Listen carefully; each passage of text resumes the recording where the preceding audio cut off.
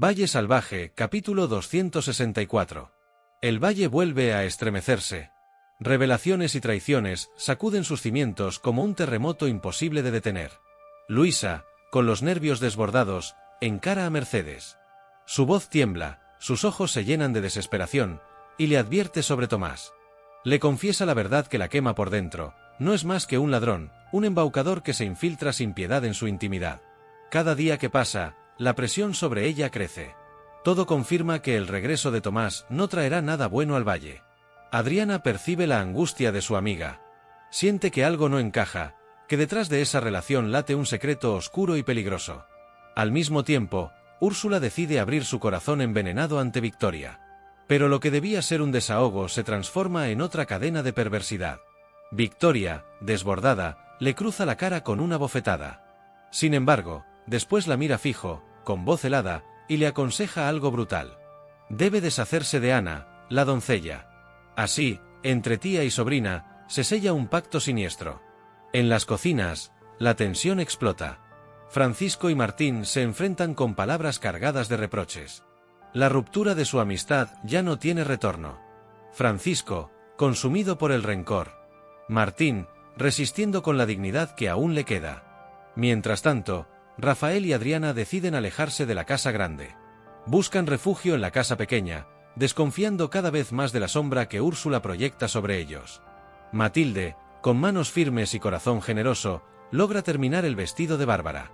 Un vestido que debía ser su escudo, su impulso de valentía para presentarse en la fiesta. Pero lo que prometía ser un triunfo, se convierte en una humillación cruel.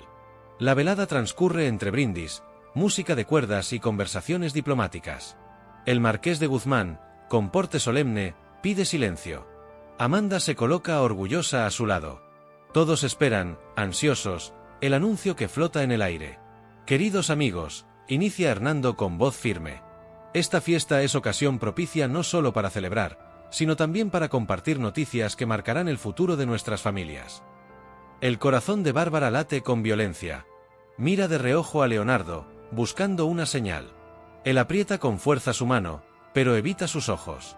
En su semblante se dibuja una sombra de preocupación. Nos complace anunciar, prosigue Hernando, el compromiso de nuestro hijo Leonardo con la señorita Irene, hija del honorable José Luis. El salón estalla en murmullos.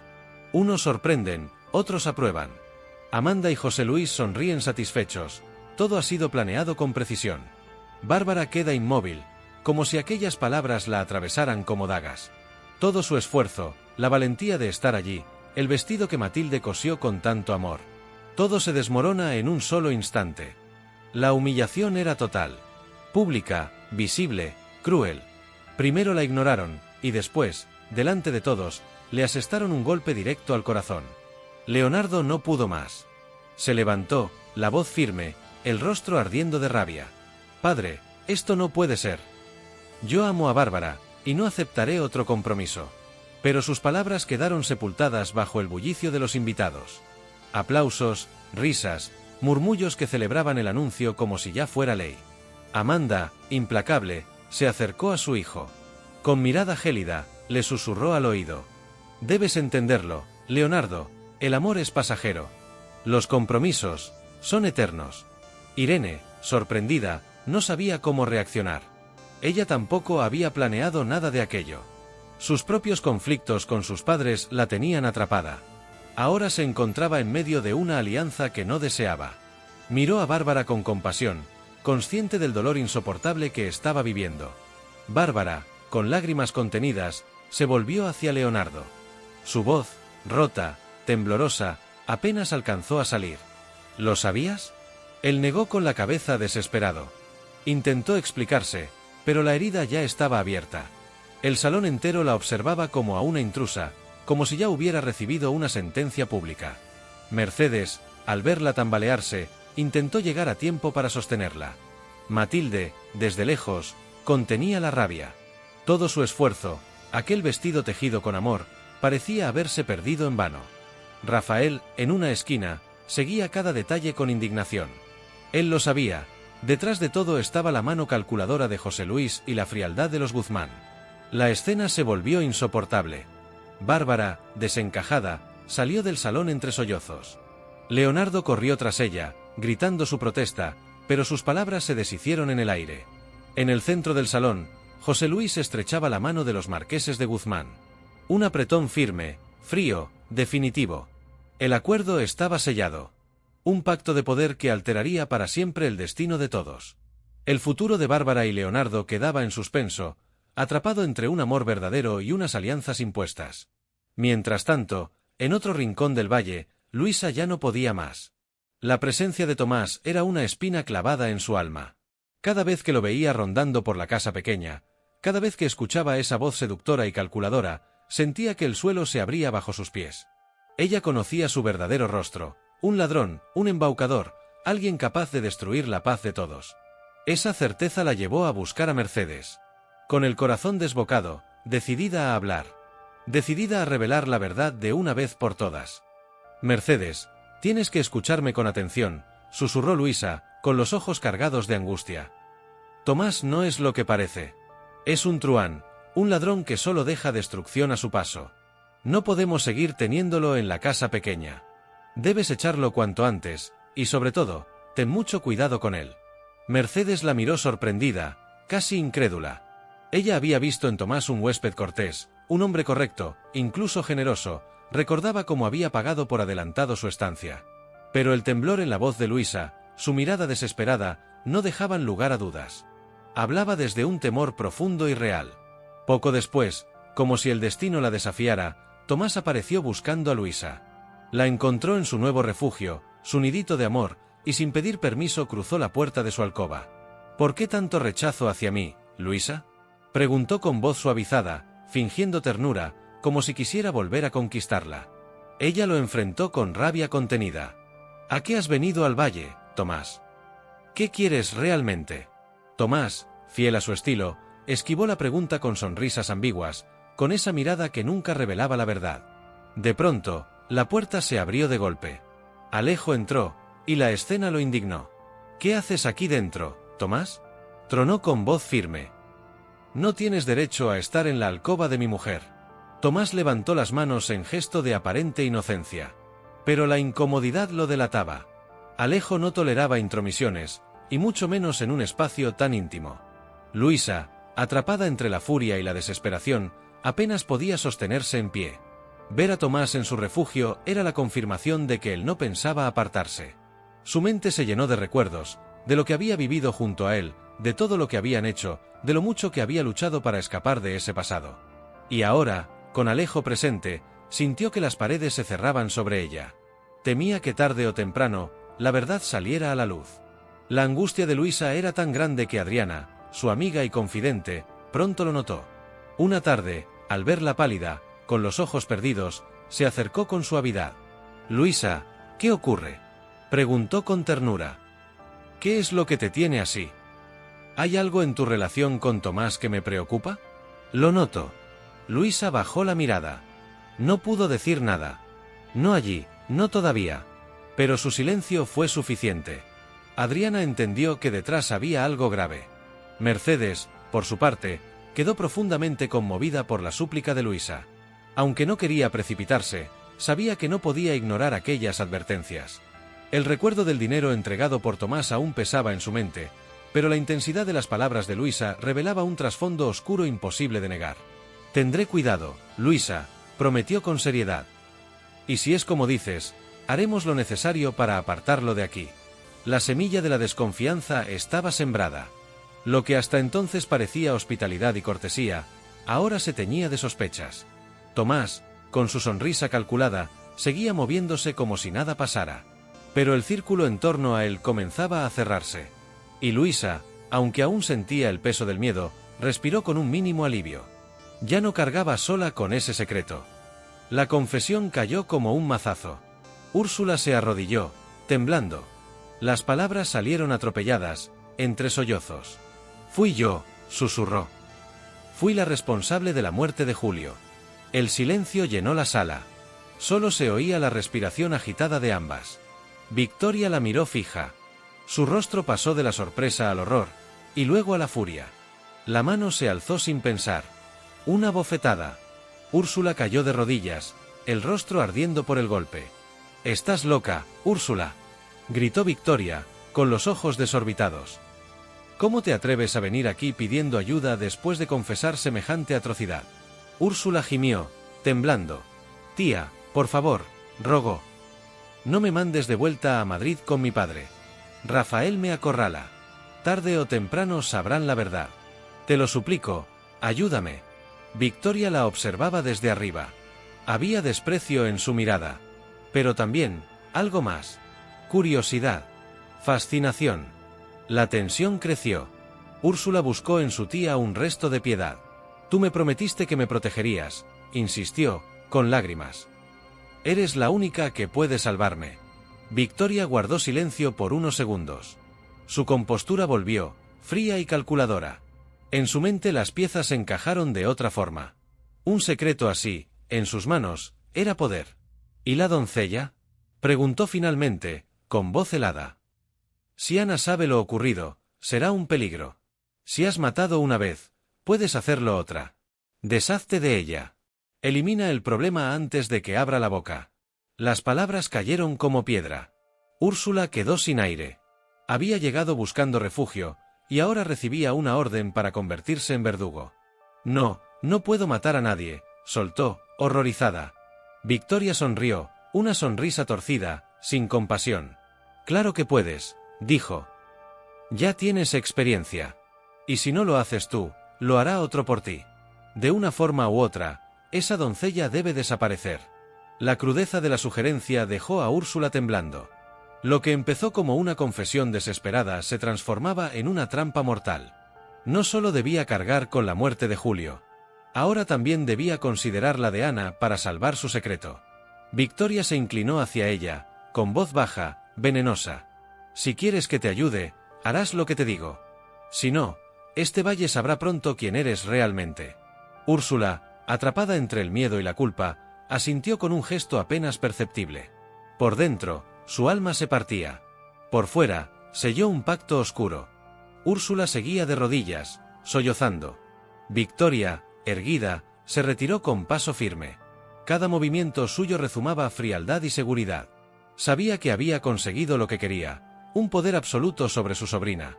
La confesión, que debía aliviar a Úrsula, terminó hundiéndola más. Ya no era dueña de su destino. Era prisionera de la voluntad de su tía.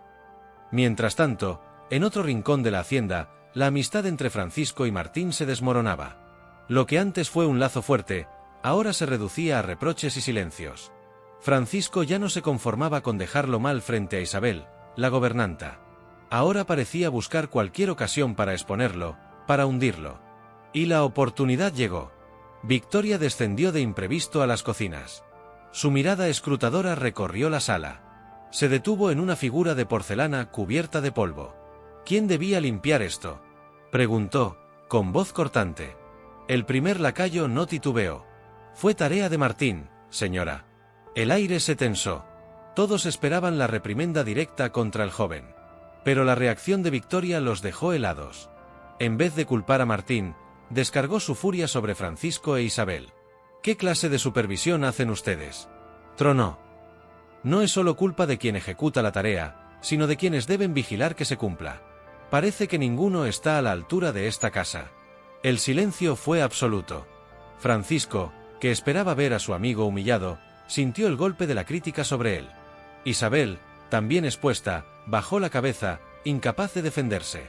Victoria, implacable, advirtió: «Si esta situación se repite, buscaré criados más competentes». Martín, sorprendido y aliviado, contuvo una sonrisa amarga. Por primera vez en mucho tiempo, no era él quien cargaba con la culpa. Pero el alivio pronto se tornó en rabia. Sabía bien quién lo había traicionado días atrás. Francisco lo había dejado al descubierto, y ahora, con los ojos cruzados en tensión, ambos entendieron lo mismo: la amistad estaba rota. Lo que quedaba entre ellos era un campo minado. Tras la partida de Victoria, Martín se acercó a Francisco. Su voz era baja, contenida, pero cargada de reproche. «¿Ves lo que provocas con tus intrigas? Quisiste hundirme, y terminaste hundiéndote tú. Esa no es la amistad que yo conocí». Francisco lo miró con frialdad, sin un atisbo de arrepentimiento. «Tú lo buscaste». No esperes que siempre te saque de apuros. Cada uno carga con sus errores. Las palabras, duras como cuchillos, terminaron de sellar la ruptura.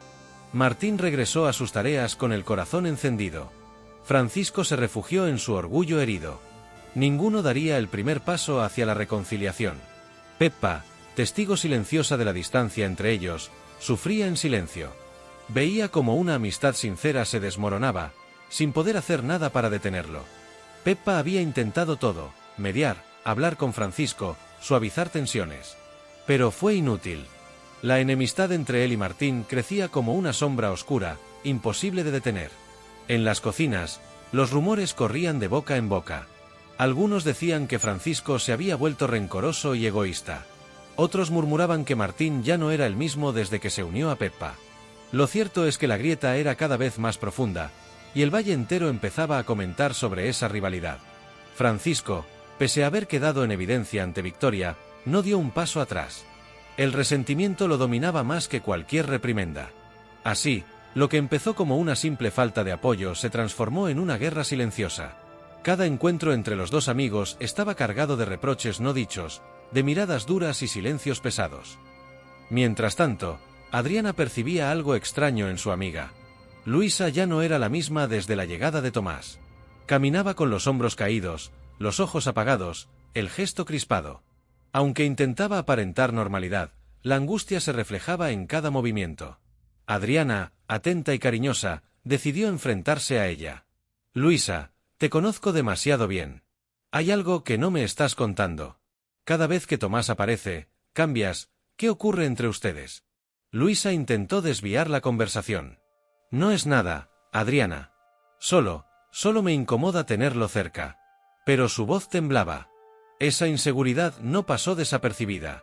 Adriana, con firmeza pero sin perder la ternura, insistió. «Si no fuera importante, no estarías así. No quiero presionarte, pero me preocupo por ti. Lo veo en tu mirada, en cómo evitas hablar de él. No puedes seguir cargando con esto sola». Las palabras calaron en Luisa. El silencio se hizo largo, sus ojos se llenaron de lágrimas contenidas. Por fin murmuró: «Es que Tomás no ha venido al valle con buenas intenciones, y yo sé cosas de él que no puedo decir a cualquiera». Adriana la miró fijamente, segura de que estaba a punto de escuchar una revelación crucial.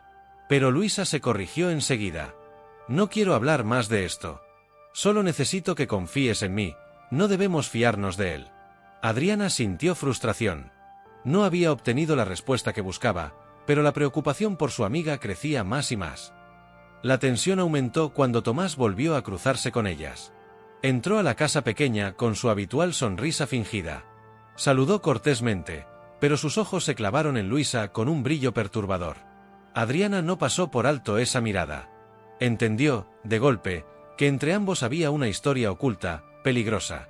Más tarde, a solas con Rafael, no dudó en compartir su inquietud.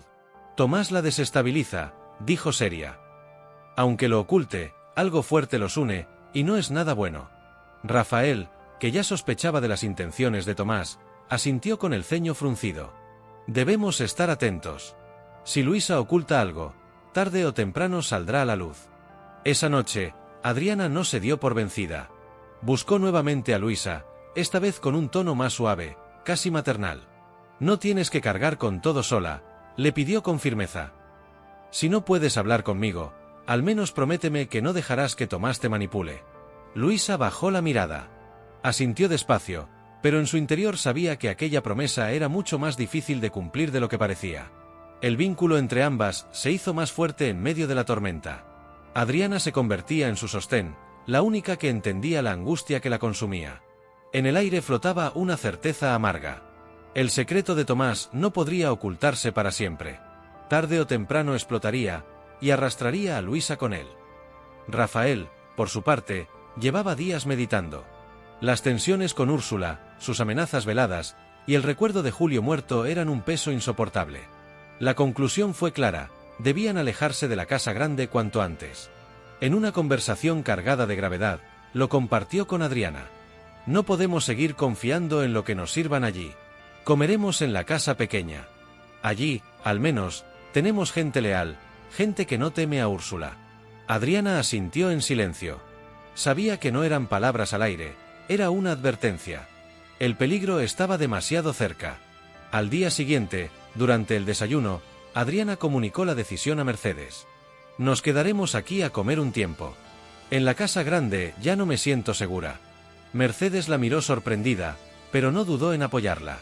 La amenaza que pendía sobre ellos era real.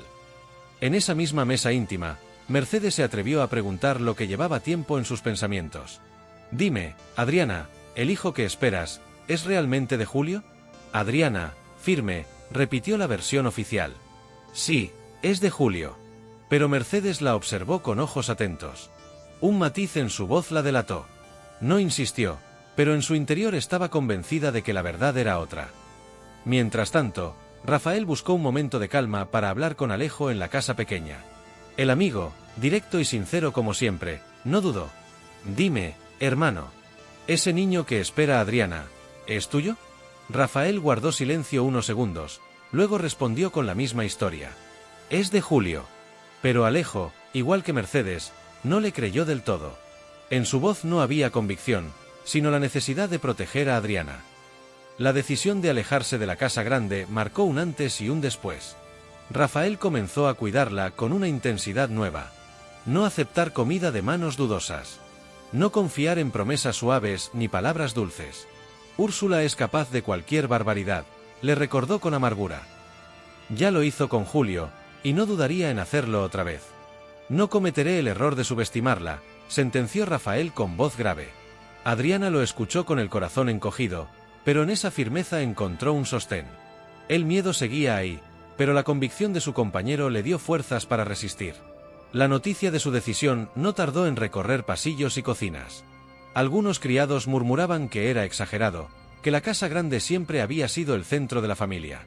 Otros, más atentos, comprendían que no era un capricho, era pura supervivencia. La sombra de Úrsula convertía cada rincón de aquella mansión en un terreno minado. En medio de esa tensión, Adriana se miró al espejo y dejó que la memoria la arrastrara hacia atrás. Recordó aquella fiesta en la que conoció a Rafael. Recordó a su padre, sus palabras de aliento, y deseó que pudiera verla ahora, más fuerte, más decidida. Esa nostalgia no la debilitó, la sostuvo. Le recordó que no estaba sola en la batalla. Así, Rafael y Adriana, unidos en la misma causa, trazaban un camino nuevo. Comer en la casa pequeña no era solo un gesto práctico, era un acto de independencia. Un desafío directo a la influencia venenosa de Úrsula. Y aunque sabían que el peligro no desaparecería, cada paso que daban lejos de ella era un respiro en medio de la tormenta. Mientras tanto, Matilde pasaba noches enteras sin descanso, entregada al reto que suponía confeccionar el vestido de Bárbara. La seda salvaje que Leonardo e Irene habían escogido era tan hermosa como frágil, y el tiempo se deslizaba en su contra. Sus manos, firmes y veloces, se movían entre costuras y alfileres con la precisión de un artista que no podía fallar. El cansancio se notaba en sus ojos, pero la voluntad pesaba más que el agotamiento. Bárbara, entre la ilusión y la ansiedad, entraba de vez en cuando al improvisado taller. La observaba con gratitud y respeto. Si alguien puede hacerlo, eres tú, susurraba esperanzada. Leonardo también estaba allí, animándola de otra manera. Le recordaba que lo importante no era el vestido, sino el amor que los unía.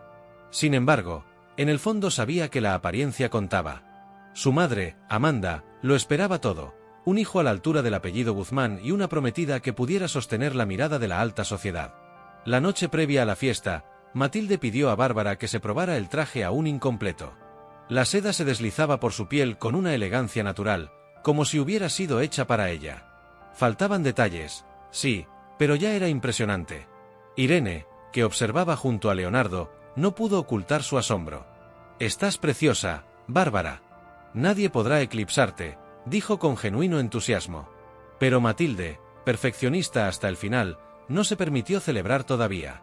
Aún quedaban horas de trabajo y cada puntada debía ser perfecta, porque aquel vestido no era solo tela y costura. Era un escudo. Era la dignidad de Bárbara puesta en juego frente a quienes esperaban verla caer. Matilde trabajó sin descanso hasta que los primeros rayos del sol iluminaron la ventana. Con los ojos enrojecidos por el cansancio, dio la última puntada y, por fin, suspiró aliviada. El vestido estaba terminado. Reunió a todos en la sala. Y cuando Bárbara apareció con la seda impecablemente ajustada, el silencio fue absoluto. Mercedes, Irene, Leonardo, incluso Isabel quedaron sin palabras. La joven irradiaba una elegancia sobria, muy distinta a lo que solían criticarle. Bárbara se miró en el espejo y, con nostalgia, recordó aquella otra fiesta, años atrás, la misma en la que conoció a Rafael. Murmuró casi para sí: ojalá mi padre pudiera verme ahora. En su voz había tristeza, pero también orgullo. Orgullo por haber llegado hasta allí, por demostrar que podía presentarse con dignidad ante cualquier mirada. El vestido ya no era solo obra de Matilde. Era un símbolo. Una declaración silenciosa de que no se dejaría intimidar.